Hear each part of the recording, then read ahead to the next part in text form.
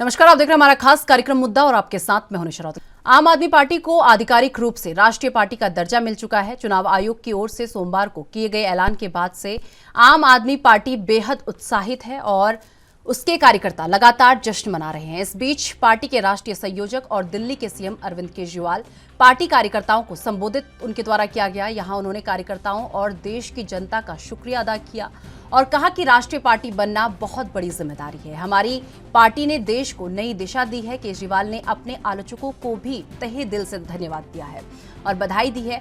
उन्होंने कहा कि जब हमने शुरू किया था तब पैसे नहीं थे, लोग नहीं थे, अब भी पैसे नहीं थे, लेकिन आदमी बहुत हैं। केजरीवाल ने कहा कि आज सोचता हूं तो लगता है कि हमारी कोई औकात नहीं है, लेकिन हम कहां से कहां पहुंचे, इसका मतलब भगवान हमसे देश के लिए कुछ कराना चाहता है। हम तो निमित्त मात्र हैं। और केजरीवाल ने कहा कि आज इस मौके पर मनीष और जैन जी की बहुत याद आ रही है। वो होते तो इस मौके पर चार चांद लग जाते। वो संघर्ष कर रहे हैं देश के लिए, हम सबके लिए। इस वक्त देश की सभी राष्ट्र विरोधी ताकतें जो इस देश को भला नहीं चाहती, आपको बता दें कि जो देश की तरक्की नहीं चाहती, वो आम आदमी पार्टी को रोक रही है। और आज 10 साढ़े 10 साल के अंदर आम आदमी पार्टी देश की राष्ट्रीय पार्टी बन गई है। 1300 से ज्यादा पार्टियां हैं देश में। पूरे देश में 1300 से ज्यादा पार्टियां हैं और उनमें केवल 6 पार्टियां राष्ट्रीय पार्टियां हैं और उन 6 में से केवल 3 पार्टियां हैं जिनकी एक या एक से ज्यादा राज्यों के अंदर सरकारें हैं। उन 3 में आम आदमी पार्टी आती है, बीजेपी, कांग्रेस, आम आदमी पार्टी। तो सबसे पहले मैं सभी कार्यकर्ताओं को तहे दिल से बहुत बहुत बधाई देता हूं। सभी सपोर्टर्स को, हमारे शुभचिंतकों को, हमारे वोटर्स को और सबसे ज्यादा हमारे क्रिटिक्स को, जो हमें बताते रहते हैं समय समय पे कि हम क्या गलतियां कर रहे हैं। उन सभी लोगों को मैं तहे दिल से बहुत बहुत बधाई देता हूं, शुक्रिया अदा करता हूं। भगवान ने वहां से, उस वक्त तो अपने पास कुछ भी नहीं होता था, ना पैसे थे, ना आदमी थे। पैसे आज भी नहीं है, आदमी बहुत हैं, अब लोग बहुत हैं, लेकिन ऊपर वाला साथ है। आज सवेरे मैं यही सोच रहा था कि कहां से कहां आ गए, तो इसका मतलब ऊपर वाला कुछ कराना चाह रहा है हमसे, है कि नहीं है? हम तो निमित्त मात्र हैं, हमारी तो औकात ही कुछ नहीं थी। भगवान ने वहां जीरो से यहां पहुंचा दिया। इसका मतलब ऊपर वाले के दिमाग में कुछ तो चल रहा है।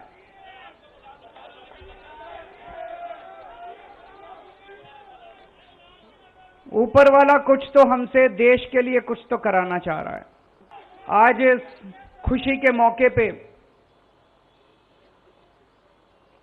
मनीष जी की और जैन साहब की बड़ी याद आ रही है। वो भी अगर होते तो हमारी खुशी में और 4 चांद लग जाते। वो संघर्ष कर रहे हैं देश के लिए, हम सब के लिए। इस वक्त देश की सारी राष्ट्र विरोधी ताकतें, जो इस देश का भला नहीं चाहती, जो इस देश की तरक्की नहीं चाहती, वो सारी ताकतें मिलके आम आदमी पार्टी का विरोध कर रही हैं। मनीष सिसोदिया क्या क्या कसूर है? कल मैं एक उद्घाटन करने गया था ईस्ट विनोद नगर में, एक स्कूल में। सरकारी स्कूल है, सरकारी स्कूल है और उसमें फ्रेंच पढ़ाई जाती है, जर्मन पढ़ाई जाती है, स्पेनिश पढ़ाई जाती है, जापानीज पढ़ाई जाती है। मेरी पढ़ाई हिसार के सबसे बड़े प्राइवेट स्कूल में हुई थी, हमारे स्कूल में भी। तो अभी आपने दिल्ली के सीएम अरविंद केजरीवाल को सुना। उनकी इस स्पीच में देखा जा सकता है कि वो कितने उत्साहित नजर आ रहे थे। दरअसल कल निर्वाचन आयोग ने कल आम आदमी पार्टी को राष्ट्रीय पार्टी का दर्जा दिया। इसके अलावा 3 राष्ट्रीय पार्टियों और 2 क्षेत्रीय पार्टियों से दर्जा वापस ले लिया है।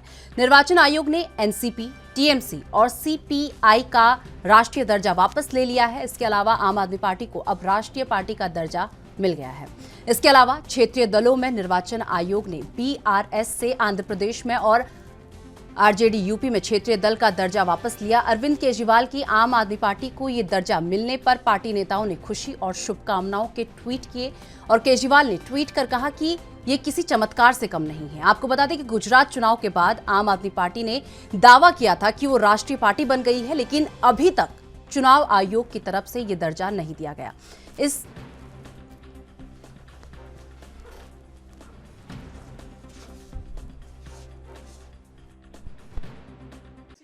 नहीं, इसको हम अभी रिएक्शन देने नहीं चाहते हैं। ये हम विचार विमर्श करेंगे, फिर हमारा फैसला देंगे। लेकिन तृणमूल कांग्रेस का बहुत सारे कठिनाइयां पार होने पड़ा, ये भी हम पार हो जाएंगे। आप लोग तो हर स्टेट में गए थे, हर स्टेट में चुनाव भी लड़ा, जो क्राइटेरिया की बात कर रहे, तो क्या ये क्योंकि अब नहीं, उनका हिसाब से ये हुआ। हम देखेंगे उसको राय, उसके बाद रिएक्शन देंगे। तो दादा आप लोग तो मेन ऑपोजिशन के ऊपर ना ये सब छोड़िए ना, हमारा जो करना है हम करते रहेंगे, इससे कोई फर्क नहीं पड़ेगा।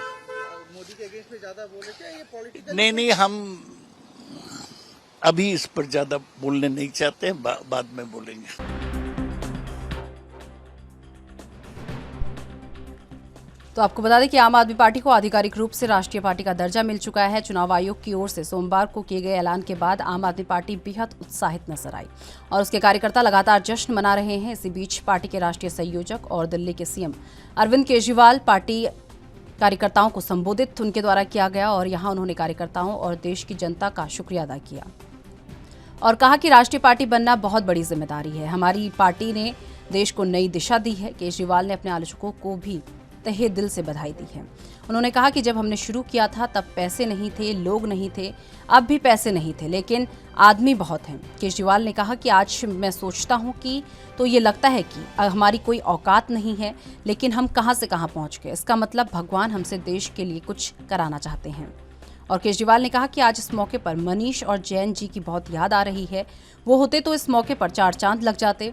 वो संघर्ष कर रहे हैं देश के लिए, हम सब के लिए। इस वक्त देश की सभी राष्ट्र विरोधी ताकतें जो देश का भला नहीं चाहती, जो देश की तरक्की नहीं चाहती, वो आम आदमी पार्टी को रोक रही है। तो आप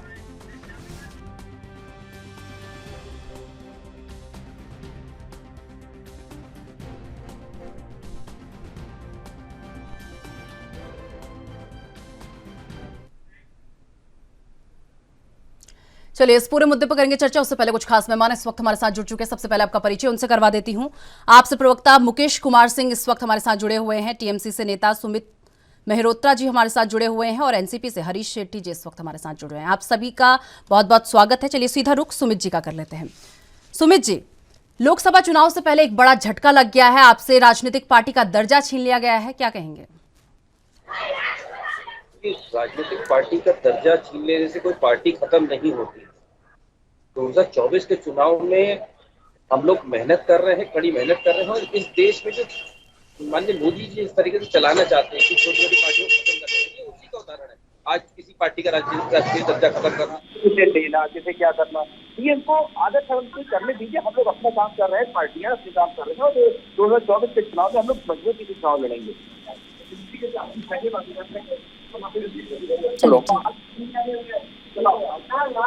चलिए ठीक है। मुकेश जी भी लगातार हमारे साथ जुड़े हुए हैं। मुकेश जी, आप राष्ट्रीय पार्टी जो है बन गई है, एक बड़ी खुशखबरी आपके लिए है। मुकेश जी। जी, आपको और आपके दर्शकों को भी बधाई। आम आदमी पार्टी राष्ट्रीय पार्टी बनी, चुनाव आयोग को भी साधुवाद। असल में आम आदमी पार्टी का जन्म जब हुआ 26 नवंबर 2012, तो हमने एक बना जो भ्रष्टाचार रूपी राक्षस है उससे हमको मुक्ति पाना है। उसी उद्देश्य को लेकर, व्यवस्था परिवर्तन की लड़ाई को लेकर आम आदमी पार्टी बनी और समय हम काम करते चले गए। देश लोगों का साथ मिला और आज हम राष्ट्रीय पार्टी बने। हम लोगों के लिए बहुत गौरव का विषय है। अरविंद केजरीवाल जी के नेतृत्व में हम लोग बेहद मजबूती से काम कर रहे हैं और आने वाले समय में देश मजबूत विकल्प देने के लिए तैयार। ठीक है मुकेश जी, सवाल अब ये है कि गुजरात चुनाव के बाद भी आपको राष्ट्रीय पार्टी का दर्जा मिल सकता था, लेकिन अब इस समय पर मिलना, ये आशंका जताई जा रही, कोई गुप्त समझौता तो नहीं हो गया? देखिए, ये तो चुनाव आयोग से प्रश्न होना चाहिए कि क्यों देर हुआ, और गुप्त समझौता इस तरह की बातें तो कयास लगा रहे हैं आप सारे लोग या जो लोग आ रहे हैं, निरर्थक है। इस तरह की कोई बात नहीं है। हम लोग जब गुजरात के बाद तय हो गया कि राष्ट्रीय पार्टी हम बनने वाले, चुनाव आयोग ने देर किया तो चुनाव आयोग का विषय है। चलिए ठीक है। सुमित जी, कुछ तो कमी रही होगी, राष्ट्रीय पार्टी का दर्जा छिन जाता है, कोई तो कमी रही होगी कि एकदम से जो है एक बड़ा झटका लोकसभा चुनाव से पहले लग जाता है। ऐसा कुछ नहीं है जी कि झटका लगे, ये कोई आम बात नहीं है। ये तो एक समय समय पर चुनाव आयोग अपनी समीक्षा करता है, किस पार्टी का जनाधार बढ़ा है, किसका घटा है, उस हिसाब से लोग अपना काम करके देखते हैं। ठीक है, हमारी कोई कमी रही होगी, कहीं पे हम लोग कम हुए होंगे, उसको मेहनत करेंगे और आगे बढ़ेंगे। ऐसा नहीं है कि 2024 में हम लोग कहीं किसी चीज में कमी रखेंगे। चुनाव लड़ने में हम लोगों का संगठन मजबूत हो रहा है, काम कर रहे हैं पार्टी के लिए, कहीं किसी चीज में हम लोग कमी नहीं छोड़ेंगे। और रही 2024 में जिस तरीके से आज देश में माननीय मोदी जी काम कर रहे हैं, देश में न देखिए महंगाई कम हो रही है, भ्रष्टाचार बढ़ता चला जा रहा है। ये आए थे 2014 में, इन्होंने कहा था कि हम लोकपाल बिल लेकर के आएंगे, पेट्रोल के ऊपर कम करेंगे, महंगाई से निजात दिलाएंगे। तो ये चीजें अलग होती चली जा रही है, नए नए मुद्दे आ रहे हैं इनके लिए, हिंदू और मुस्लिम के मुद्दे लाते चले जा रहे हैं, कभी किसी चीज में जाना। तो आज ये इनकी बीजेपी की पॉलिटिक्स आप जनता समझ रही है और आने वाले समय में इन्हें मुंह तोड़ जवाब देगी। और देखिए, किसी का पार्टी का दर्जा छीनने से कोई पार्टी खत्म नहीं होती है, पार्टी और बढ़ती है। आज इन्होंने क्या राहुल गांधी की सदस्यता खत्म कर दी, क्या कांग्रेस खत्म हो गई? नहीं, कोई खत्म नहीं हुई। अरविंद केजरीवाल जी को राष्ट्रीय पार्टी का दर्जा दे दिया, बहुत बहुत बधाई हो आम आदमी पार्टी के लोगों को भी और अरविंद केजरीवाल जी को भी कि उन्हें राष्ट्रीय पार्टी का दर्जा मिल गया इतने कम समय में। और हमें भी मिला था, ऐसा नहीं है हमें नहीं मिला था, हमें भी 3 बार के हम लोग सीएम हैं। आपको मालूम है टीएमसी कितनी जल्दी राष्ट्रीय पार्टी बनी थी। कोई नई बात नहीं है। ठीक है, हम लोग कोई कमी रह गई, हम लोग पूरी करेंगे। चलिए ठीक है मुकेश जी, अब राष्ट्रीय पार्टी का दर्जा तो आपको मिल गया है, अब अगला कदम क्या रहने वाला है, आगे की स्ट्रेटेजीज क्या रहने वाली हैं? आगे हम लगातार जैसे काम कर रहे इसी तरह काम करते रहेंगे और आम आदमी की जन आकांक्षाओं को जमीन पर उतारने के लिए काम करेंगे। जिस तरह से भ्रष्टाचार विकराल रूप से बढ़ा है, मोदी जी जब 2014 में सत्ता की लड़ाई में थे तो उन्होंने कहा था कि हम जब आएंगे तो भ्रष्टाचार दूर करेंगे, महंगाई कम करेंगे, लेकिन ऐसा कुछ हुआ नहीं। लेकिन आम आदमी पार्टी को अगर मौका मिलता है तो तय बात है कि जनता को राहत देने का काम करेंगे और भ्रष्टाचार रूपी राक्षस को जड़ से उखाड़ फेंकने का काम करेंगे। हम दिल्ली में भी काम कर रहे हैं, हम शिक्षा के क्षेत्र में काम कर ही रहे हैं, हम अस्पताल अच्छा कर रहे हैं, सारी व्यवस्था जो कि जनता को चाहिए, जो जनता की आवश्यकता, उस पर हम काम लगातार कर रहे हैं। और तय है कि अगर जनता ने हमको मौका दिया तो उनको निराश नहीं होना पड़ेगा। और 2024 के चुनाव के लिए हम पूरी तरह से तैयार हैं। प्रदेश, उत्तर प्रदेश से लेकर कन्याकुमारी के केरल तक हर जगह हम चुनाव लड़ने के लिए तैयार हैं और लड़ेंगे। मुकेश जी, वहीं अगर बात जिस तरीके से विधानसभा चुनाव की कर ली जाए, क्योंकि अब कुछ ही समय बचा हुआ है, ऐसे में क्या भविष्य देख रहे हैं आप अपना मध्य प्रदेश में, छत्तीसगढ़ में, कर्नाटक में, जहां जहां अभी आप लोग सक्रिय हैं? देखिए, अब जनता विकल्प की राजनीति देख रही है और इस कारण तो गुजरात में भी मिला, कुछ कमी रह गई थी, इसलिए गुजरात में हम पूरी तरीके से लोगों के नहीं आ सके। लेकिन आने वाले चुनाव में जो भी अन्य प्रदेशों में हो रहे हैं वहां मजबूती से हम लड़ रहे हैं। और तय है कि जनता को अब समझ में आ रहा है कि वादा खिलाफी करने का फेंकने वालों से अब हमको दूर रहना है। और आम आदमी पार्टी सशक्त रूप से उनके सामने एक बेहतर विकल्प बन के खड़ी है और निश्चित तौर पे पूरा विश्वास है कि जनता हम लोगों पर भरोसा करेगी, हम लोगों को जिताएगी और आम आदमी पार्टी आम आदमी के लिए काम करेगी। मुकेश जी, एक बात और, आप हमेशा देखा जाता है कि अगर आपको कहीं जाना होता है, कहीं पर भी चुनाव प्रचार करते हैं तो शिक्षा के मॉडल को लेकर आप हमेशा चलते हैं, लेकिन इस बार तो ये उल्टा ही हो गया। आपके शिक्षा मंत्री, जो पूर्व शिक्षा मंत्री थे, वही अब जेल में चले गए और सत्येंद्र जैन जो है जेल में थे। कितना आपको लगता है कि कितना डिस्टर्ब कर सकते हैं ये चीजें, कितनी बड़ी चुनौती बनकर जो है चुनाव में आपके सामने आ सकती हैं? जो कि देश के सर्वश्रेष्ठ शिक्षा मंत्री रहे हैं और देश ही नहीं विदेश में भी उनके शिक्षा मॉडल की चर्चा होती रही है। सत्येंद्र जैन जी का भी स्वास्थ्य व्यवस्था जिस तरह से उन्होंने दिल्ली में दिया, पूरी दिल्ली खुश है। अगर खुश न होती तो दोबारा उनको चुनाव में न जिताते आम आदमी पार्टी को। अभी एमसीडी के इलेक्शन में भी आम आदमी पार्टी पर भरोसा किया गया, तो तय बात है जनता आम आदमी पार्टी के द्वारा किए जा रहे काम से संतुष्ट है। लेकिन जिस तरह से जेल भेजा जा रहा, पहले भी ऐसा किया गया इन लोगों के द्वारा, भाजपा के लोगों के द्वारा साजिश रच के जेल भेजा गया, तमाम विधायकों पर आरोप लगाए गए। लेकिन कोर्ट ने क्या किया? कोर्ट ने फटकार लगाई पुलिस को कि आपने कोर्ट का समय बर्बाद किया, आपका आरोप निराधार है। इसी तरह निश्चित मानिए कि मनीष सिसोदिया जी और सत्येंद्र जैन जी के ऊपर भी जो आरोप लगे निराधार साबित होंगे और बाइज्जत वो बरी होंगे। चलिए ठीक है। कुमार श्रीकांत जी, वरिष्ठ पत्रकार, इस वक्त हमारे साथ जुड़ चुके हैं। सर, बहुत बहुत स्वागत है। श्रीकांत जी, लोकसभा चुनाव से पहले जो है एनसीपी और टीएमसी, सीपीआईएम जो है, इनको बड़ा एक झटका यहाँ पर लगा। सर, किस तरीके से देखते हैं? देखिए, जाहिर सी बात है, जनता के बीच अगर आप अच्छा प्रदर्शन नहीं करते हैं, चुनाव में अगर आपकी पार्टी बेहतर नहीं करती है और आप हारते हैं, तो ये तो क्लियर है कि अब राष्ट्रीय पार्टी का तमगा लिए आप नहीं घूम सकते हैं। और सबसे खास और अहम बात इसमें ये है कि अगर जनता आपको नकारती है और जनता आपको सिरे से खारिज करती है, तो राष्ट्रीय पार्टी होने का दम आप नहीं भर सकते और ना ही ये कह सकते हैं कि साहब मैं राष्ट्रीय पार्टी हूँ। टीएमसी लगातार देखिए अपने पार्टी के बढ़ाव को लेकर जिस तरीके से आपने देखा, वो गोवा भी गई ममता बनर्जी, पर ममता बनर्जी गोवा में कुछ खास कर नहीं पाई।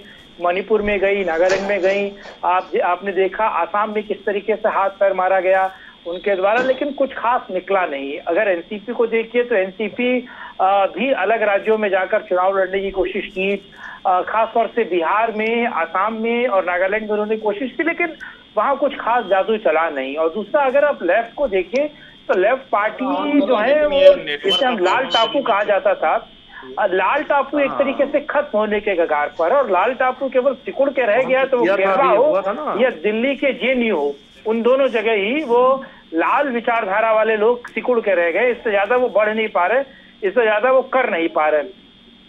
और इन पार्टियों का पराभव या इन पार्टियों का सिकुड़ना एक अच्छे लोकतंत्र की निशानी भी दर्शाता है, क्योंकि एक नई पार्टी आई है, आम आदमी पार्टी, जो राष्ट्रीय पार्टी हो रही है। बीजेपी का वर्चस्व अलग हो रहा है, पेनिट्रेशन बीजेपी का दक्षिण के राज्यों में हो रहा है, कांग्रेस का सिकुड़ना एक तरीके से लगातार जारी है। तो ये समय समय की बात है, और राजनीति के परिप्रेक्ष्य में अगर आप देखें तो राजनीतिक पटापेक्ष इस तरीके से लगातार जारी रहता है। पार्टियां आती हैं, राष्ट्रीय पार्टियां होती हैं, वो क्षेत्रीय पार्टियों में हो जाती हैं, लेकिन आम आदमी पार्टी को बधाई देनी चाहिए कि आम आदमी पार्टी बेहतर कर रही है और आम आदमी पार्टी जो है वो राष्ट्रीय परिप्रेक्ष्य की पार्टी बन रही है। लेकिन खतरे की घंटी एक और है। क्या मेरी आवाज आ रही है? क्या सुन पा रही हैं? जी, आपकी आवाज साफ आ रही है। जी। देखिए, खतरे की घंटी क्या है कि आम आदमी पार्टी जितनी तेजी से ऊंचाइयों की तरफ गई और आम आदमी पार्टी जितनी तेजी से राष्ट्रीय पार्टी हुई है, लेकिन उसका पराभव भी उतना तेजी से हुआ है। यानी कि वो पार्टी भ्रष्टाचार से लिप्त उतनी तेजी से हुई। आप किसी भी राष्ट्रीय पार्टी को देख लिए, क्या उसके बड़े नेता जेल में बंद हैं? क्या ईडी सीबीआई के केसेस पे बंद हैं? सबसे ज्यादा आरोप, भ्रष्टाचार के आरोप, सबसे ज्यादा तमाम आरोप आम आदमी पार्टी पर लगते हैं। आम आदमी पार्टी के बड़े नेता, फाउंडर मेंबर्स जेल में हैं, और जो फाउंडर मेंबर्स हैं या तो वो बाहर हैं या उनको पार्टी से निकाल दिया गया है। अरविंद केजरीवाल जो पार्टी के सर्वे सर्वा हैं, उनकी जेल जाने की नौबत आ रही है। और दूसरी चीज है कि आम आदमी पार्टी एक तरीके से विक्टिमाइज कार्ड खेलने वाली है, या फिर सत्ता, या फिर एक तरीके से कहा जा सकता है कि यू लूज आई हिट, यानी कि यू मिस आई हिट वाली फिलॉसफी को लागू करने वाली पार्टी है। दूसरी चीज, अगर आप एनसीपी को देखिए, टीएमसी को देखिए, कांग्रेस को देखिए, बीजेपी को देखिए, शिवसेना को देखिए, या तमाम क्षेत्रीय और राष्ट्रीय पार्टियों को देखिए, तो उनका एक मैनिफेस्टो होता है, उनका एक कॉन्स्टिट्यूशन होता है। उस कॉन्स्टिट्यूशन को वो पार्टी एक विचारधारा की पार्टी होती है। आम आदमी पार्टी की कोई विचारधारा नहीं है। आम आदमी पार्टी विचारहीन, विचारधीन और विचारा से परे एक पार्टी है, जो अवसर, आपदा में अवसर, आप समझती है ना, जिस तरीके से पंजाब में हुआ, जिस तरीके से दिल्ली में हुआ, आपने देखा कि जब एक पार्टी और एक शासन से त्रस्त लोग किस तरीके से गुमराह किए गए, किस तरीके से वो सत्ता में आए। अगर इतना ही बड़ा आम आदमी पार्टी का जादू चलता, मान लिया मैंने, तो फिर ये उसी दिल्ली में जिसमें 70 में से 67 सीटें ला रहे हैं, उसी दिल्ली में 3 जगह इनकी जमानत जब्त होती और 6 जगह ये हारते। एक 20 सीट ये निकाल नहीं पाए। दूसरी चीज, उत्तर प्रदेश में 400 सीटों पे जमानत जब्त होती है। हरियाणा में पार्टी भागकर दूर खड़ी हो जाती है। यानी कि कांग्रेस के घनत्व को, कांग्रेस के सिस्टम को, कांग्रेस के वोट बैंक को और खासतौर से कांग्रेस की ही लैंड को कब्जाने वाली पार्टी कब से, मैं मानता हूं कि वोट के गणित को देखिए आप, या फिर आप ये देखिए कि पार्टी का विस्तार कितना है, उस गणित से तो राष्ट्रीय पार्टी है, इसमें कोई दो राय नहीं है। लेकिन विचारधारा के हिसाब से और नीति निर्धारक एक सोच के तरफ से अगर देखें तो आम आदमी पार्टी उस राष्ट्र पार्टी का लेवल नहीं ले रही है। मेरे हिसाब से मेरा व्यक्तिगत भी मानना हो सकता है, क्योंकि मैंने आम आदमी पार्टी को स्टार्टिंग से कवर किया है। जब ये कबीर फाउंडेशन के तौर पर चल रही थी और जब इसमें अलग अलग फंड आते थे, तब से मैं इसे कवर कर रहा हूँ। तब भी हम मनीष से पूछते थे, अरविंद से पूछते थे कि विचारधारा क्या है। उन्होंने कहा हमारी कोई विचारधारा नहीं है, हम तो दूसरों की विचारधारा के विपरीत विचारधारा बनाएंगे। यानी कि दिल्ली में जो विचारधारा है, पंजाब में उसका उलट है, और जो पंजाब में विचारधारा है उससे उलट ये गोवा में जाते हैं विचारधारा लेने के लिए। जहां जहां कांग्रेस कमजोर हो रही है, वहां वहां आम आदमी पार्टी मजबूत हो रही है। तो यू मिस आई हिट के फॉर्मूले से चलने वाली पार्टी, राष्ट्रीय पार्टी भले बच जाए, लेकिन वो राष्ट्रीय हित में या राष्ट्र के परिप्रेक्ष्य में जीत कभी दर्ज नहीं कर पाती। मुकेश जी, आपसे जवाब लूंगी। तमाम सवाल जो है श्रीकांत जी ने आपके ऊपर खड़े कर दिए हैं, आपसे जो है सवालों का जवाब लूंगी। उससे पहले सुमित जी के पास चलते हैं। सुमित जी, बीजेपी कह रही है कि टीएमसी ने राष्ट्रीय दर्जे को बरकरार रखने के लिए काफी पैसे खर्च किए, लेकिन कोई भी पार्टी जो है पैसे खर्च करने से ही राष्ट्रीय पार्टी नहीं बन जाती। बीजेपी तो एक ऐसी पार्टी बन चुकी है, आज वॉशिंग मशीन बन चुकी है। आप लोगों ने सबने देखा होगा कि कोई भी आरोपी आता है किसी भी पार्टी का, ये लोग आरोप लगाते हैं, उसे अपनी वॉशिंग मशीन में लेते हैं, गंदा होता है और वो जब इस वॉशिंग मशीन में जाता है धुल के एकदम साफ खड़ा हो जाता है। ये वो पार्टी बन चुकी है और आरोप लगाती है दूसरों के ऊपर कि लाखों रुपए खर्च करें। अरे भाई खर्च करें तो बताओ ना कहाँ खर्च करें। आप लाखों करोड़ों रुपए खर्च कर रहे हो, अपने कार्यालय बनाते चले जा रहे हो पीएम केयर फंड से। आपने आज तक जवाब दिया कि कहां से पैसा आ रहा है? इतनी बड़ी पार्टी बन गए एकदम से 2014 के बाद से एकदम इतना बड़ी पार्टी का पैसा आ गया। पुरानी पार्टी थे, ठीक है, मानते हैं, पर आज इतनी जल्दी आपने हर शहर में, हर जिले में अपने हाईटेक कार्यालय खोल लिए। कहां से खोले हैं? आपने आज तक इसको जवाब दिया नहीं दिया। ये वो पार्टी है, छोटा जुमली पार्टी बन चुकी है भारतीय जनता पार्टी, और 2024 में इसका बहुत बुरा हाल होगा। जनता इसे अब की बात देखिए, जो 2014 में इन्होंने वादे करे थे वो 2019 में पूरे नहीं करे, जो 2019 में वादे पूरे कहे थे इन्होंने जनता से, वो भी पूरे नहीं करे हैं। तो जनता ये मन बना रही है क्योंकि महंगाई से त्रस्त है, बेरोजगारी से त्रस्त है। जनता जब नौकरी हमने राम मंदिर दे तो दिया आपको, आप राम मंदिर के नाम पे जाइए, वोट आप करिए, नौकरी उसमें करिए। और युवा लड़कों को आज क्या मिल रहा है? हाथों में तलवारें मिल रही है, डंडा मिल रहा है, ये चीजें ये सिखा रहे हैं भारतीय जनता पार्टी के लोग। बहुत गलत बात। और रही देखिए, किसी पार्टी का जब राष्ट्रीय वो चीज चली जाती है, राष्ट्रीय स्तर वाली चीज, तो ये तो है कि पार्टी हम लोग वहाँ पर जाके काम नहीं कर सकते। हम लोग फिर से काम करेंगे, मेहनत करेंगे। 2024 में हम लोग सारी विपक्षी पार्टी मिलकर के जितनी पार्टियां हैं, इस भारतीय जनता पार्टी को काम देखने का काम करेंगे। श्रीकांत जी कुछ कहना चाह रहे हैं? श्रीकांत जी, मेरी आवाज आ रही है? आप सुन पा रही है मुझे? हाँ श्रीकांत जी, आपकी आवाज आ रही है। तो सुमित मेहरोत्रा जी, क्या आप कांग्रेस के अंडर काम करने वाले हैं? क्या कांग्रेस की छतरी के अंदर टीएमसी काम कर रही है? क्योंकि अगर आप ममता बनर्जी की बात सुने तो उन्होंने सीधे तौर पे कहा है कि वो कांग्रेस के साथ किसी प्रकार का प्री और पोस्ट इलेक्शन गठबंधन में नहीं जा रही हैं। क्या आप टीएमसी के प्रवक्ता के तौर पर ये ऐलान कर रहे हैं कि आप कांग्रेस के साथ गठबंधन में जा रहे हैं, कांग्रेस के साथ चुनाव लड़ रहे हैं? क्योंकि ममता बनर्जी ने इनको इस बात को 3 बार डिनाई कर दिया है। तो प्लीज अपना स्टैंड क्लियर कर दीजिए, ताकि मैं भी कहीं पर बात करूं तो मैं कहूं कि टीएमसी ने कह दिया है कि वो कांग्रेस के साथ मिलकर चुनाव लड़ने रही है आधिकारिक तौर पर। क्यों? क्योंकि बंगाल में टीएमसी के विरोध में कांग्रेस और लेफ्ट का गठबंधन बनता है। उपचुनाव में टीएमसी भारी मतों से इसलिए हारती है क्योंकि लेफ्ट और कांग्रेस साथ में चुनाव लड़ रहे होते हैं। असम में और त्रिपुरा में आपने देखा लेफ्ट और कांग्रेस की एक तरीके का गठबंधन था, यानी कि आप लेफ्ट के साथ गठबंधन करने जा रहे हैं, आप कांग्रेस के साथ गठबंधन करने जा रहे हैं। प्लीज स्टैंड क्लियर कर दीजिए मुझे भी थोड़ा। सुमित जी श्रीकांत भाई, मैं थोड़ा सा आपको बता दूं, देखिए श्रीकांत भाई, ये बहुत ऊंचे स्तर का मसला है। तो ये पार्टी का आप कह रहे हैं कि कांग्रेस के संग में आप जा रहे हैं कि कांग्रेस के संग में जाके आप काम करेंगे, जब आपको मालूम है दीदी हमारी क्या है कि हम बंगाल में किसी के संग में गठबंधन नहीं करेंगे, फुल फ्लैश अपने उसमें जाकर के लड़ेंगे, तो फिर क्लियर है। और रही अभी तो समय है, जैसे जैसे परिवर्तन अगर कोई चीज ऐसी लगती है कि हाँ आज सारी पार्टियों को, मैं फिर से कहता हूँ कि सारी पार्टियों को मिल करके इस भारतीय जनता पार्टी की दूसरी पार्टी से मुकाबला करना चाहिए। और माननीय ममता दीदी इसमें सक्षम है, माननीय ममता दीदी इसमें सक्षम है उनसे लड़ाई लड़ने में। तो क्या गलत है अगर माननीय ममता दीदी आगे बढ़ करके काम कर रही है? तो कांग्रेस को हमारा समर्थन करना चाहिए। हम तो शुरुआत से कह रहे हैं कि कांग्रेस लड़ाई नहीं लड़ पा रही है, आज उसके नेता छोड़ते चले जा रहे हैं, और अगर टीएमसी अगर लड़ाई लड़ रही है मजबूती से मोदी जी के खिलाफ, तो ममता जी का साथ करना चाहिए। और रही जो चीज आगे कि अगर गठबंधन होगा या नहीं होगा, नहीं बड़े नेताओं के उसमें है, अगर होगा तो इसमें मैं कुछ नहीं कह सकता, वो आपको बता दीजिएगा, पता लग जाएगा।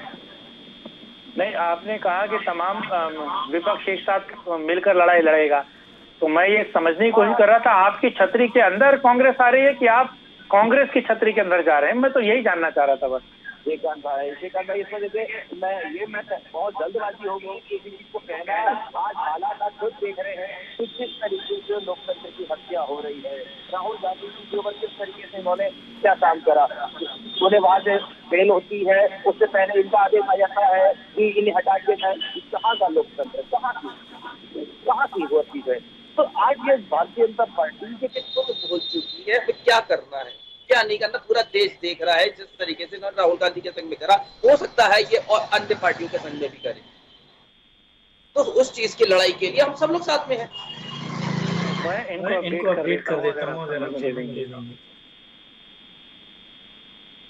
हेलो मित्र सुमित मेहरोत्रा को अपडेट कर देता अगर आप मुझे समय देती तो। बिल्कुल सुमित भाई, मुझे नहीं पता आप पार्टी से कितना जुड़े हुए हैं, पार्टी के लिए कितना काम कर रहे हैं, मतलब माफी के साथ, लेकिन मैं आपको बताता चलूं कि ममता बनर्जी ने क्लियर कट कह दिया है, और ममता बनर्जी ने जो कहा है उस पर उनके जो भतीजे भांजे जो भी हैं वो भी बिल्कुल क्लियर कट है, और जो आपके महासचिव हैं पार्टी के, उन्होंने भी इस बात को बिल्कुल क्लियर कट किया। और एक राज्यसभा के एमपी हैं डेरेक ओब्रायन, उन्होंने भी यही बात कही है। मैं आपको बता दूं उन्होंने क्या कहा है कि कांग्रेस के साथ हमारा प्री और पोस्ट कोई अलायंस नहीं हो सकता, बंगाल में हम कांग्रेस के साथ नहीं लड़ सकते, हम कांग्रेस के विरोध में लड़ेंगे। और प्लस उन्होंने ये भी कहा है कि दिल्ली में कांग्रेस की बात हम इसीलिए किसी अधिकारी के साथ नहीं कर सकते, क्यों? क्योंकि हमें सोनिया गांधी से बात करनी है, और जब भी हम कांग्रेस से बात करने की कोशिश करते हैं तो हमारे सामने राहुल गांधी को ला दिया जाता है, और मैं कंफर्टेबल नहीं, मतलब यानी कि ममता बनर्जी कंफर्टेबल नहीं है राहुल से बात करने के लिए, क्योंकि राजनीतिक तौर पर परिपक्व ममता बनर्जी हैं और उनके टक्कर की सोनिया गांधी हैं, एक दूसरे के लेवल की हैं, लेकिन 2 ग्रेड लेवल नीचे लाकर राहुल गांधी से ममता बात नहीं करना चाहती हैं, और राहुल के बिना अब कांग्रेस भी आगे बात नहीं करना चाह रही है, इसीलिए आप दोनों लोगों में गठबंधन नहीं बन पा रहा है, न प्री न पोस्ट। दूसरी चीज, एक नई G8 सम्मेलन हुआ था, G8 सम्मेलन में तमाम मुख्यमंत्रियों की एक तरीके से बैठक हुई थी वीडियो कॉन्फ्रेंस, जो विपक्ष के है, उसमें ममता बनर्जी ने पार्ट लेने से मना कर दिया। क्यों? क्योंकि उसमें कांग्रेस के 2 मुख्यमंत्री थे। तीसरी और सबसे महत्वपूर्ण बात, ममता बनर्जी अभी दिल्ली में आने वाली थी, और दूसरी सबसे खास और अहम बात, जब जेपीसी की मांग हो रही है कांग्रेस के द्वारा, तो आप लोग अडानी को क्लीन चिट दे देते हैं। जब जेपीसी की बात होती है तो आप लोग सिलेंडर बढ़े हुए दामों को लेकर आप मार्च कर रहे हैं, आप वॉशिंग मशीन को लेकर मार्च कर रहे हैं। तो यानी कि आप कांग्रेस से 36 का आंकड़ा बना के रखे, क्योंकि कांग्रेस का मजबूत होने का मतलब है कि टीएमसी कमजोर होगी, लेफ्ट के मजबूत होने का मतलब है कि टीएमसी कमजोर होगी। और मैं आपके लिए एक और अच्छी बात बता देता हूं, पश्चिम बंगाल में बीजेपी मतलब ये खेल जो है वो पर्दे के पीछे का है।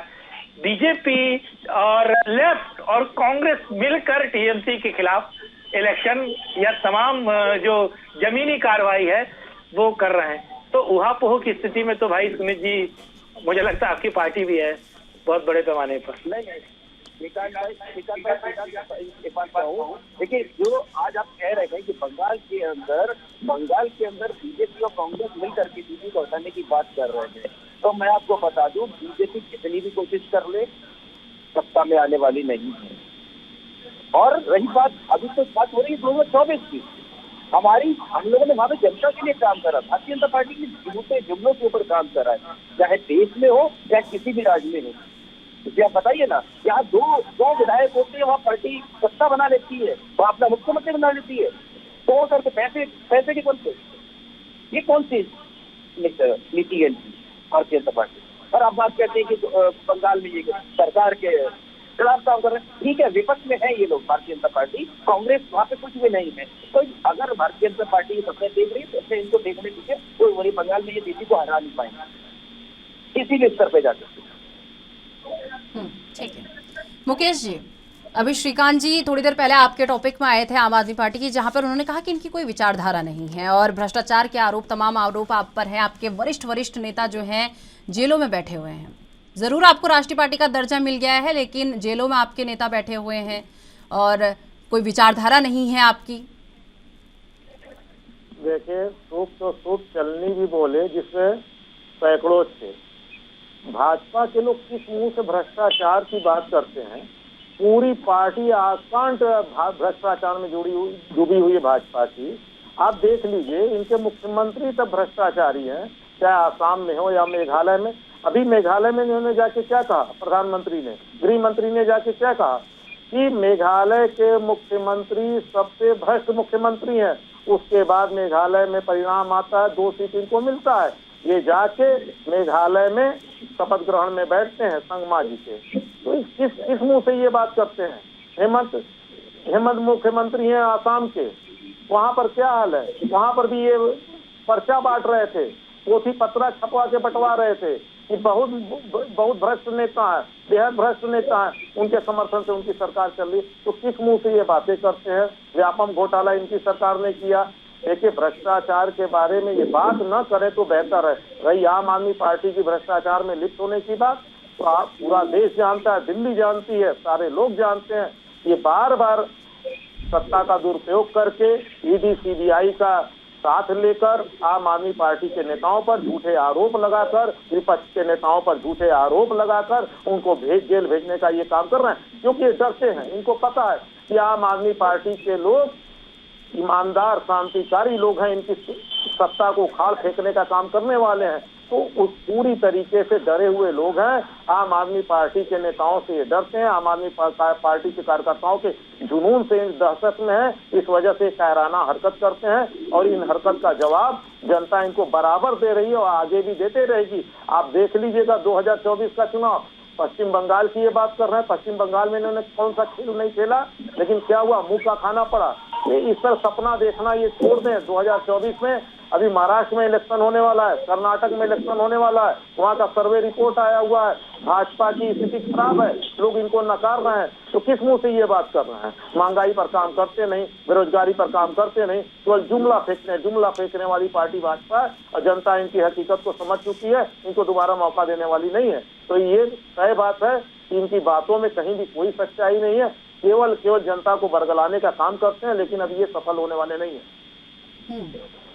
चलिए, वो तो ठीक है, लेकिन जनता भी तो देख रही है। आपके दो नेता जो हैं जेल में बैठे हुए हैं, कैसे वो छवि सही करेंगे? क्योंकि शिक्षा के मॉडल को लेकर आप लोग चलते हैं और वही मंत्री आपके जो हैं वहां जाके जेल में बैठ जाते हैं। जनता भी तो देख रही है मुकेश जी। मैं कह तो रहा हूँ, जनता सारी हकीकत समझ रही है। ये सत्ता का दुरुपयोग कर रहे हैं, केंद्रीय एजेंसियों का उपयोग करके ये उनको भेज रहे हैं जेल में, झूठे आरोप लगा के। आप बताइए ना, चार्जशीट दाखिल हुआ शराब घोटाले में, मनीष सिसोदिया जी का नाम नहीं था। सप्लीमेंट्री चार्जशीट दाखिल होती, मनीष सिसोदिया जी का नाम नहीं होता। किस बिना पर ये जेल में डाल देते हैं? निश्चित तौर पे बदला ले रहे हैं, श्रीकांत जी, वहां पर हार रहे हैं बार बार। जनता देख रही, समझ रही है। और तय माने कि जिस तरह से पहले भी कोर्ट ने इनको फटकार लगाई है और बार बार फटकार लगाई थी आम आदमी पार्टी के नेताओं को, आप बेवजह का उनके ऊपर आरोप लगा के कोर्ट का समय खराब करते हैं, देश की जनता को परेशान करते हैं। तय बात है, इस बार भी इनको फटकार लगेगा। श्रीकांत जी, मेरी आवाज आ रही है? देखिए, मुझे लगता है कि क्या हम सीबीआई के कोर्ट की अवमानना कर रहे हैं मुकेश जी? और दूसरी चीज, मनीष सिसोदिया, माननीय मनीष सिसोदिया, जिनको भारत रत्न मिलते मिलते रह गया, मिल नहीं पाया क्योंकि उसके खिलाफ भी एक साजिश हो गई। तो 3 बार कोर्ट के जज ने कह दिया है कि हम मनीष सिसोदिया को नहीं छोड़ सकते क्योंकि ये प्राइमा फेसिस है। 3 गवाही हो चुकी है, जिसमें से 2 सरकारी अफसर हैं और एक व्यक्ति जो साउथ कार्टेल का है, कार्टेल समझते हैं, गिरोह, नेक्सस कार्टेल कहते हैं, वहां का है, जो बल्कि लिकर पॉलिसी दिल्ली की डिसाइड करने वाला है। उन तीनों की गवाही के बाद कोर्ट कहता है कि मनीष सिसोदिया को हम बिल्कुल नहीं छोड़ सकते, बेल नहीं दे सकते। ऐसा 4 बार हो चुका है। सीबीआई कोर्ट अलग कह रही है, ईडी की कोर्ट अलग कर रही है। उसके बाद मुकेश जी के पास ये सूचनाएं नहीं आती, या बहुत भोले मानुस हैं, आप सीधे तौर पर ये कह रहे हैं कि नहीं, मनीष सिसोदिया को फंसा दिया गया है, प्राइमा फेसा। अरे प्राइमा फेसा फंसा दिया गया है, चार्जशीट लॉन्च हो गया भाई साहब, 6 बार पेशी हो चुकी है सीबीआई ईडी के अलग अलग कोर्टों में। तीसरा नया मुकदमा लिखने को तैयार है डीटीसी में। चौथा मुकदमा ये लिखा जा रहा है जिसमें अरविंद केजरीवाल भी जेल जाएंगे। मैं आज ये शुभ सूचना आपको दे देता हूं, और वो ये मुकदमा है, अरविंद केजरीवाल सीट पे, मैं बहुत गंभीर बात कर रहा हूं, ये मैं नहीं, एलजी ने सीबीआई को केस दायर करने की बात कह दी है। आप दिल्ली के मुख्यमंत्री हैं, कॉन्स्टिट्यूशन के हिसाब से और पार्लियामेंट या कॉन्स्टिट्यूशन के रेमेडीज के हिसाब से आपके पास कोई ताकत नहीं है कि आप बिना एलजी के ग्रांट या एलजी के कहे हुए आप सीधे तौर पर किसी विंग का गठन कर दें, जिसको सरकारी खजाने से आप पैसा दें और जिनका इस्तेमाल आप जासूसी के लिए करवाएं, जिनकी नेताओं की, पत्रकारों की और पत्रकारों के साथ साथ जजेस की। आप एक विंग का इस्तेमाल करते हो, उस विंग में जितने भी रिटायर्ड अलग अलग राज्यों के आईबी ऑफिसर्स हैं, आईबी इंटेलिजेंस ब्यूरो, पूर्व रॉ के अधिकारियों को आप उसमें पेरोल पे रखते हैं और आप क्रॉस चेक करने के लिए कहते हैं, ये क्रॉस चेक करने के लिए विंग है। लेकिन सीबीआई इस मामले को जांच पर अब ला रही है। अरविंद जी जाएंगे, मैं आपको फिर क्लियर कर देता हूं, जिसमें अरविंद जो अपनी कॉन्स्टिट्यूशनल पावर और रेमेडीज के अलग जाकर एक ऐसी चीज का गठन कर रहे हैं जो संविधान को ताक पर रखकर किया जा रहा है, अपने पावर से ज्यादा पावर को अज्यूम करके किया जा रहा है, संविधान को लात मारी जा रही है, कानून को धत्ता बताया जा रहा है। एलजी और जिस तरीके से सीजीआई ने power of LG and power of CM, glorify mayor, as CM, Delhi का सीएम जो होता है वो ग्लोरीफाई मेयर से बढ़कर कुछ नहीं होता है, तो ग्लोरीफाई मेयर और एलजी के पावर्स को डिस्ट्रीब्यूट किया है, डिस्क्राइब किया है और प्रिस्क्राइब भी किया है। उसके बावजूद भी आप लोग कहा जाए तो आप उससे ज्यादा करते हैं। एक नया केस नया आने वाला है और 24 के इलेक्शन से पहले अरविंद केजरीवाल भी जान जाएंगे कि हवालात में कितनी जो सलाखें होती है उसको गिनते कैसे। दूसरे सबसे खास और अहम बात, 1 साल 9 महीने होने वाले हैं सत्येंद्र जैन, जो वारे न्यारे करते हैं, जो ब्लैक का व्हाइट करते हैं और जो जेल मंत्री रहते हुए, जेल में रहते हुए तमाम तरह की चीजें करते हैं। मैं एक सीधा सवाल पूछ रहा हूं, मैं गलत हूं और मैंने जो ये कहा ये सब झूठ है।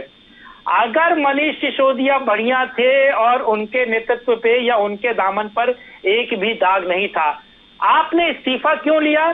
क्योंकि 1 साल 9 महीने से सत्येंद्र जैन से इस्तीफा नहीं लिया। अगर इस्तीफा ले भी लिया, मंत्री पद उनका खा भी गए आपने उनकी जो पत्नी है उनसे बंगलो क्यों खाली करवाया और वो तुरंत आतिशी को अलाउड कर दिया गया? क्यों? क्यों? क्योंकि आपने पूरा गाना गाया कि उनकी जो वाइफ है वो बीमार है, उनको कैंसर है और न जाने क्या है, उनका बेटा दुबई में पढ़ता है कि वेस्टर्न कहीं यूरोप में पढ़ता है, क्योंकि दिल्ली में तो पढ़ने लायक कॉलेज बन नहीं पाए पिछले 8 साल 9 साल में। तो वो जो विदेश में पढ़ता हुआ बच्चा है उसको दिल्ली में एडमिशन नहीं मिला, दिल्ली में रोजगार नहीं मिल पाया और ना वो अपनी माँ को देख पाया और उसको सड़क पर लाकर खड़ा कर दिया गया और उसका बंगलो छीन लिया गया। क्या विधायकी चली गई? अभी विधायकी गई नहीं। मंत्री पद चला गया, मंत्री पद चला गया। तो ये जो आप कोठी से निकाल कर बाहर खड़ा कर देते हैं, इसके पीछे जरा जवाब मुझे दे दीजिए। क्योंकि 1 साल 9 महीने सत्येंद्र जैन से इस्तीफा नहीं लिया, ताहिर हुसैन से इस्तीफा नहीं लिया था, पार्षदी नहीं गई थी उसकी, मनीष भाई से क्यों ले लिया? इतना क्या तकलीफ है मनीष से? इसीलिए कि मनीष सारे राज जानते हैं, सारे दुख तकलीफ आपके जानते हैं। मुकेश जी जवाब दे दीजिए। देखिए, इनको चिंता करने की आवश्यकता नहीं है। मनीष जी या उनका परिवार कैसे रह रहा है, कैसे रहना है, इनको चिंता करने की आवश्यकता नहीं है, क्योंकि ये साजिश करता है। ये तो देखिए, अभी बैठे बैठे अरविंद केजरीवाल जी को भी जेल भेजने का प्लान कर रहे हैं। तो ये प्लानर लोग हैं, ये पूरा प्लान करते हैं कि इनको जेल भेजना है, राहुल गांधी की सदस्यता छीन लेनी है। तो ये पूरे प्लानर हैं, ये पूरा प्लान कर रहे हैं वहाँ, और कहीं से इनको जानकारी मिल गई होगी कि आगे ये प्लान है, यहाँ पर आके बोल रहे हैं। क्योंकि इन सब बातों का कोई मतलब नहीं है। जो भी चीजें हैं सामने आएंगी। मनीष जी का परिवार कैसे है, क्या है, मनीष जी के परिवार को कोई तकलीफ होगी तो वो आके कहेंगे, बताएंगे। आम आदमी पार्टी के कार्यकर्ता सभी परिवार की तरह रहते हैं, उसमें कोई भेदभाव नहीं होता। इस तरह की बातें भाजपा में होती होंगी, बाकी दलों में होती होंगी, यहाँ पर नहीं होती। जिस तरह की मोदी जी ने अडवाणी जी को निकाल, दूध में पड़ी मक्खी की तरह निकाल के फेंक दिया, तमाम नेताओं को निकाल के फेंक, न बताएं ये कि क्या शिष्टाचार होता है, ये न बताएं चीजों को।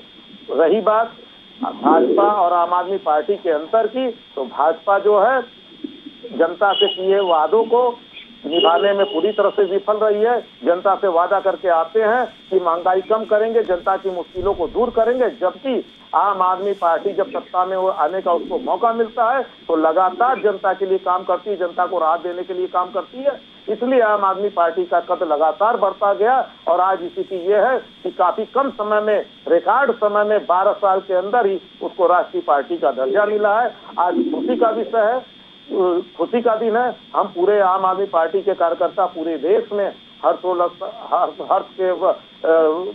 के माहौल में खोए हुए हैं और हम ये जानते हैं कि भाजपा की नींद, आंखों की नींद उड़ गई होगी, सुख चैन खत्म हो गया होगा। इसलिए अरविंद केजरीवाल जी को भी जेल में भेजने का ताना बाना बुनने में लग गए हैं। लेकिन हम लोग इससे घबराने वाले नहीं हैं। एक अरविंद केजरीवाल, एक मनीष सिसोदिया, एक सत्येंद्र जैन, केवल एक नहीं, हम सारे लोग मनीष सिसोदिया, सत्येंद्र जैन, अरविंद केजरीवाल है, इनके ताबूत में आखिरी कील ठोक के ही दम लेंगे।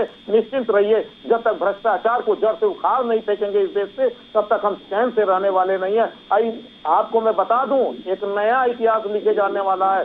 जब मोदी जी का शासन जाएगा, जो 2024 में जाने वाला है, तो बताया जाएगा कि किस तरह ये सत्ता जो है पूरी तरीके से भ्रष्टाचार में आकट डूबी हुई थी। अडानी के ऊपर जेपीसी की मांग हो रही है, लेकिन ये अडानी का नाम लेना नहीं पसंद करते। अगर ये पाक साफ है अडानी, मोदी जी पाक साफ है, तो जेपीसी की जांच क्यों नहीं कराते हैं? ये भ्रष्टाचार में लिप्त लोग हैं और भ्रष्टाचार की जांच कराने के मांग पर ये भागने वाले लोग हैं। केवल विपक्ष के लोगों को फंसाने का काम करते हैं। जो इनकी पार्टी में शामिल हो जाता है उनको वॉशिंग पाउडर से धोके पाक साफ कर देते हैं। इस पार्टी का कोई कैरेक्टर नहीं है, कोई नियत नहीं है, कोई नियत ही नहीं है। श्रीकांत जी आऊंगी आपके पास। उससे पहले सुमित जी भी लगातार हमारे साथ बने हुए हैं। सुमित जी, बीजेपी कह रही है कि टीएमसी सबसे भ्रष्ट, तुष्टीकरण और आतंक से भरी हुई सरकार चलाती है और इस सरकार का पतन निश्चित है। क्या है, बंगाल के लोग जो है इस सरकार को ज्यादा लंबे समय तक बर्दाश्त नहीं करने वाले हैं।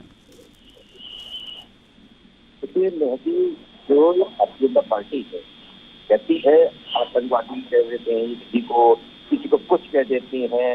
ये लोग ये भूल जाते हैं कि हमारा कॉलर कितना गंदा हो चुका है। हमारे पहले अपने कॉलर को धोने की जरूरत है। ये अपने कॉलर को नहीं देखते, एक दूसरे के आरोप लगाना चालू कर देते हैं, चाहे ममता दीदी के लिए हो, चाहे केजरीवाल जी के लिए हो, चाहे राहुल गांधी के लिए, किसी के लिए, चाहे बिहार की सरकार हो, ये कोसने का काम करते हैं, ठीक कोसते रहेंगे। और अभी हमारे पत्रकार, हमारे श्रीकांत भाई हमारे कह रहे थे कि अरविंद केजरीवाल भी अंदर जाएंगे, और मनोज सिसोदिया भी अंदर है, सत्येंद्र जैन भी अंदर है। क्या आज मैं श्रीकांत भाई से पूछता हूँ, क्या आज ये सब लोग कह दे हम बीजेपी ज्वाइन कर रहे हैं, सारे केस खत्म हो जाएंगे, ईडी खत्म हो जाएगी? ये सारी चीजें हुई है।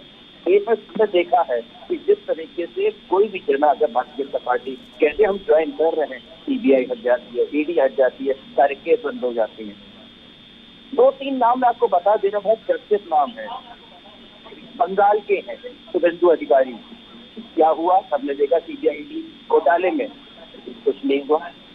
मुकुल रॉय, सीबीआई का घोटाला सब बंद हो गया। महाराष्ट्र के अंदर एक मंत्री इनकी पार्टी ज्वाइन करता है, भारतीय जनता पार्टी ज्वाइन करता है, अपने सारे केस होता है, सारे काम करते हैं वो, और जब सारी चीजें धुल जाती है फिर वो जाके करके फिर से वो पार्टी ज्वाइन कर लेते हैं, एनसीपी। तो ये काम तो हुए हैं। और रही बात करते हैं भ्रष्टाचार, वहाँ पे बहुत ज्यादा आतंक फैला रखा है। आतंक इन लोगों ने फैला रखा है। जब इनकी दिखती है कि हमारा धर्म केवल धर्म को बर्बाद करते रहते हैं, कभी पढ़ाई लिखाई के ऊपर बात नहीं करते, शिक्षा के ऊपर बात नहीं करेंगे, महंगाई के ऊपर बात नहीं करेंगे, बेरोजगारी के ऊपर बात नहीं करेंगे। क्यों नहीं करते? उस पर लड़िए ना, बेरोजगारी के ऊपर लड़िए ना, शिक्षा के ऊपर लड़िए ना, रोजगार देने पर लड़िए ना, उस पर लड़ाई करिए, उससे बहस करिए। हम क्यों नहीं करते हैं लोग? इन्हें मालूम है अगर हम इसके काम करने लगेंगे तो जनता हमें झूठे मारेगी। हमने करा कुछ नहीं है, 2014 से अब तक करा कुछ नहीं है। झूठे वादे करे, झूठे झंडे देने का काम करा है इस देश में जनता को, और लूटने का काम करा। जो चीज 400 रुपए की थी, 1100 रुपए का सिलेंडर हो गया, कोई कहने वाला नहीं है। 35 रुपए लीटर में तेल देने का वादा करा था उन्होंने, बहुत चिल्लाया था, खूब बड़े बड़े वादे कर रहे थे। 35 रुपए लीटर में तेल चाहिए, ये आपको 70 रुपए का चाहिए, उसका 70 रुपए का, आज 105 रुपए का है, तो कोई कहने को नहीं है, कोई विरोध नहीं कर रहा है। इनके मंत्री क्यों नहीं विरोध कर रहे हैं? क्यों नहीं कर रहे हैं कोई? क्यों? ये झूठे झंडे का वादा करते हैं और कुछ नहीं है। देखिए हमारी पार्टी और विपक्ष ये चाहते यही है, मोदी जी और अमित शाह जी, विपक्ष जितना भी है वो बेखराब हो जाए, इनके अंदर फूट पड़ा दें, इनके नेताओं को उठा करके जेल में डाल दें, चाहे किसी भी राज्य का हो, बीजेपी का छोड़कर किसी भी उसमें हो, इसे जेल में डालें और हम राज करें। तो ये ऐसा होने वाला नहीं है कि हमें बिल्कुल 2024 में बिल्कुल प्लेन उसके क्रिकेट की तरह खेलने नहीं देंगे, हमें आउट करके दिखाएंगे 2024 में। और मैं आपको बता दूं कि महाराष्ट्र, गुजरात, उत्तर प्रदेश, मध्य प्रदेश सभी जगह दंगे हुए, किसी ने आज तक एक बात नहीं करी रामनवमी से। क्यों नहीं बात हुई? होनी चाहिए थी। कराने वाले भी यही लोग थे। क्यों? इनको हिंदू मुस्लिम हर समय हिंदू और मुस्लिम दिखाई पड़ता है, हर समय। इन लोगों ने वही काम करा है कि रामनवमी वाले दिन इसकी जांच क्यों नहीं हो रही है? रामनवमी से जब दंगा हुआ इसकी जांच क्यों नहीं हो रही है? केवल बंगाल और बिहार में जांच हो रही है बस। गुजरात में क्यों नहीं जांच हो रही? मध्य प्रदेश में क्यों नहीं जांच हो रही? महाराष्ट्र में क्यों नहीं जांच हो रही? लखनऊ में हुआ, उसके ऊपर क्यों नहीं हुआ? उत्तर प्रदेश में क्यों? सरकार सब जगह दिखाती है जनता पार्टी क्या जांच करे। तो ये झूठ बोलने का जुमलेबाजी पार्टी है और ये ऐसे ही ये खत्म हो जाएगी 2024 साल देखिए। ठीक है सुमित जी। श्रीकांत जी, देखिए पहले तो मैं मुकेश भाई को कहना चाहूंगा, मुकेश जी अभी भी आपने मेरी बात का जवाब नहीं दिया। आपने सत्य आपने क्यों बंगला छीन लिया? मनीष सिसोदिया की इकलौती वाइफ बेचारी अकेली थी, बेटा वापस आया है कि नहीं ये भी नहीं पता, आपने सड़क पर खड़ा कर दिया। दूसरी चीज, जो कबीरा फाउंडेशन को मनीष ने अपनी जमीन बेच के दी थी, वो बेचारा तो अब अपनी जमीन में भी नहीं जा सकते, ना पुराने घर पे जा सकते हैं जो इंदिरापुरम में था। मैं अरविंद के घर की बात नहीं कर रहा हूँ कौशाम्बी की, मैं इंदिरापुरम मनीष के घर की बात कर रहा हूँ। वो भी उन्होंने बेचकर फाउंडेशन को दे दिया था। तो आप तो उनकी पुश्तैनी कमाई भी खा गए और भद्र महिला को सड़क पर भी कर दिया। इस पर आप नहीं बोलेंगे, तमाम बातें बोलेंगे पर इस पर नहीं बोलूंगा। गिनीज वर्ल्ड रिकॉर्ड बनता है भारत में और international Limca book world record भी बनता है, वो सब आम आदमी पार्टी को जाएगा, क्योंकि कितने कम समय पे राष्ट्रीय परिप्रेक्ष्य में छाने वाले और इतने कम समय में तमाम नेता जेल में जाने वाले सभी रिकॉर्ड जो है वो आम आदमी पार्टी को मिलेगा। तो दोनों रिकॉर्ड इनको मुबारक हो। और जनता जनार्दन है, जनता सर्वोपरि है, वो बीजेपी को भी हराती है, कांग्रेस को भी हराती है, आम आदमी पार्टी को भी हराती है। और दूसरी सबसे खास और अहम बात, पराभव आरंभ हो गया है। दूसरा, मैं सुमित भाई पर आ रहा हूँ। सुमित जी, उत्तर प्रदेश में कौन सा दंगा हो गया था रामनवमी के दिन? कहाँ दंगा हुआ था? अरे गोमती नगर में हुआ है, नहीं जानकारी करिए, गोमती नगर में हुआ था, वो चीज छुपा दी गई है। कहाँ सुन लीजिए, गोमती नगर में। सुमित भाई, मुझे एक सवाल का जवाब दीजिए, बस एक सवाल का जवाब बताइए। ये ईद को, बकरीद को, क्रिसमस को, गुरु पर्व को कभी दंगा नहीं होता है, ये रामनवमी के दिन दंगा क्यों होता है? इस देश में हिंदुओं के त्योहारों पर क्यों दंगा होता है? और वही क्या होता है? एक मिनट सुमित भाई, मैं बात खत्म नहीं हुई, मैं आपके बीच में नहीं बोल रहा था, मैं केवल मुस्कुरा दे रहा था, आपके बीच में नहीं बोल रहा था। आखिर हिंदुओं के दिन ही दंगा क्यों होता है? हिंदुओं के पर्व के दिन दंगा क्यों होता है? और ये संवेदनशील इलाके क्या होते हैं? ये मुस्लिम गेट हाउस क्या होते हैं?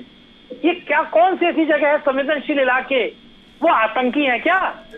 वो आतंकी है क्या? आप क्या मुस्लिमों को आतंकी मानते हैं? कि ममता बनर्जी कह रही है कि ये संवेदनशील इलाका है, तो संवेदनशील इलाका क्या होता है? क्या मुस्लिम लॉ बाय सिटीजन नहीं है? क्या वो लॉ के हिसाब से नहीं चलते? वो लॉ ऑफ लैंड को फॉलो नहीं करते? वो कॉन्स्टिट्यूशन को फॉलो नहीं करती? और चुनी हुई प्रतिनिधि, एक मुख्यमंत्री अगर इस बात को कहे कि वो संवेदनशील इलाका है, वहां से नहीं ले जाना चाहिए, क्या रजिस्ट्री हो गई है एक इलाके की मुसलमानों को? क्या रोड भी उनके नाम पर रजिस्ट्रेशन हो गया है? क्या कोई गाड़ी नहीं ले जा सकता? क्या कोई अपनी शोभा यात्रा नहीं ले जा सकता? क्या उन अवैध बांग्लादेशी और रोहिंग्याओं को ममता बनर्जी ने वहां पर बसापत की पूरा इंतजाम कर रखा है? क्या वो पूरा एरिया वोट बैंक के चक्कर में ममता बनर्जी एक तरीके से समझौता कर चुकी हैं? इस पर भी बात होना चाहिए कि रामनवमी के दिन ही क्यों होता है? बकरीद पे तो नहीं हुआ, जुम्मे के दिन तो नहीं हुआ, किसी दिन नहीं हुआ। क्यों? क्योंकि वो आपको बताना चाहते हैं कि यहाँ के खुद मुख्तार हम हैं, यहाँ के माई बाप हम हैं, यहाँ का सब कुछ हम है। और ममता बनर्जी पोलराइजेशन के कारण, उनको तुष्टीकरण की राजनीति के कारण उनको शय देती है। ममता बनर्जी कौन होती हैं हिंदुओं को बताने वाली कि इस वक्त राम की शोभा यात्रा या जयंती के दिन शोभा यात्रा निकलेगी कि नहीं निकलेगी? नमाज घर में हो सकती है, शोभा यात्रा निकाली जाती है सड़क पर। तो जो चीज घर में हो सकती है, किसी बाउंड्री के अंदर हो सकती है, उसके लिए आप सड़क की गतिविधियों को रोक दें, ये लॉ। ये और दूसरी चीज मैं मानता हूं, चलिए लखनऊ में हो गई, मैं जानता नहीं हूं, मैं अनभिज्ञ हूं, पढ़ा लिखा नहीं हूं, खबर मुझे नहीं पता होगी, मैं मानता हूं चलिए लखनऊ में खबर हो गई, पर लखनऊ में दूसरे दिन नहीं हुई। सुन लीजिए, आपको भेज दूंगा। अरे सुन तो लीजिए, लखनऊ में तो फिर वापस घटना नहीं हुई। एक दिन में जो महाराष्ट्र में घटना हुई, दूसरे दिन बवाल कट गया, दूसरे दिन नहीं हुई। गुजरात में दूसरे दिन शांति हो गई। यहाँ हनुमान जयंती तक बवाल होते लगा। दूसरी सबसे खास और अहम बात, आप पॉलिटिकल पार्टीज को छोड़िए, हाई कोर्ट, बंगाल का हाई कोर्ट क्या कहता है ममता बनर्जी को कि मेक इट श्योर दैट कि अब हनुमान जयंती के दिन प्रोटेस्ट ना हो पाए, दंगा ना हो पाए, पत्थर ना चल पाए और हिंदू अपनी यात्रा निकाल पाए। इससे बड़ी पॉलिटिकल या शर्म से डूब मरने की एक राजनेता के तौर पर, मुख्यमंत्री के तौर पर और कोई बात नहीं हो सकती कि रामनवमी से लेकर हनुमान जयंती 8 दिन लगातार बवाल हो रहा है, प्रॉब्लम हो रही है, आगजनी हो रही है, स्टोन पेलेटिंग हो रही है, पर पकड़ा किसको जा रहा है? जो हिंदू लोग हैं। यानी कि एक हिंदू ने अपने हाथ में पत्थर लिया और अपने घर पर मांग लिया, एक हिंदू ने मांस का टुकड़ा लिया और मंदिर में फेंक दिया। मुस्लिम तो दूर दूर तक है नहीं। मुझे एक व्यक्ति बता दीजिए जो मुसलमान के टोले से पकड़ा गया है। और संवेदनशील इलाका क्या होता है? ये देश किसका है? और मैं फिर आखिरी बात कर रहा हूँ, याद दिला देना चाहिए उन अवैध बांग्लादेशी और भारत विरोधी लोगों को कि सही समय पे अगर वो चले जाते तो आज आटे की लाइन में पाकिस्तान में खड़े होते। यहाँ जो मौज काट रहे हैं, यहाँ जो देश की शांति व्यवस्था को भंग कर रहे हैं और देश के लॉ बाइंग जो सिटीजन है उनको परेशान कर रहे हैं, अगर वो चले गए होते तो आज आटे की लाइन में, केरोसिन की लाइन में, दवाई की लाइन में 6-6 घंटे खड़े रहते एक जगह। और भारत जैसी सहिष्णु देश में रह रहे हैं तो यहाँ लॉ ऑफ लैंड का फॉलो कीजिए। और वो नहीं करेंगे क्योंकि तुष्टिकारी मुख्यमंत्री, तुष्टिकरण की राजनीति वाले लोग अभी भी हैं पश्चिम बंगाल में और ये जड़ से उखड़ेंगे। देखते रहिएगा। सुमित जी, श्रीकांत भाई, देखिए क्या आप मेरे को एक बात बताइए, क्या ऐसा कोई राम भक्त है जो हम लोगों ने पिक्चर्स देखी जुलूस में देखिए, जिन लोगों के हाथों में तलवारें लेकर के, बंदूकें लेकर के और जबरदस्ती किसी की मस्जिद में जा करके जय श्री राम का नारा लगा करके जबरदस्ती इग्नोर कर करके कि आप बोलिए जय श्री राम का नारा बोल दीजिए, कौन से राम भगत थे? सर आप मुझे बता दीजिए। चलिए ठीक है, समय का अभाव है, ठीक है। मुकेश जी, सुमित जी, हरीश जी, बहुत बहुत धन्यवाद, आप तीनों हमारे साथ जुड़े और इस पूरे मुद्दे पर आपने हमारे साथ चर्चा की। फिलहाल मेरे साथ मुद्दे में बस इतना ही। देश दुनिया की तमाम बड़ी खबरों के लिए देखते रहिए एनबी न्यूज। नमस्कार।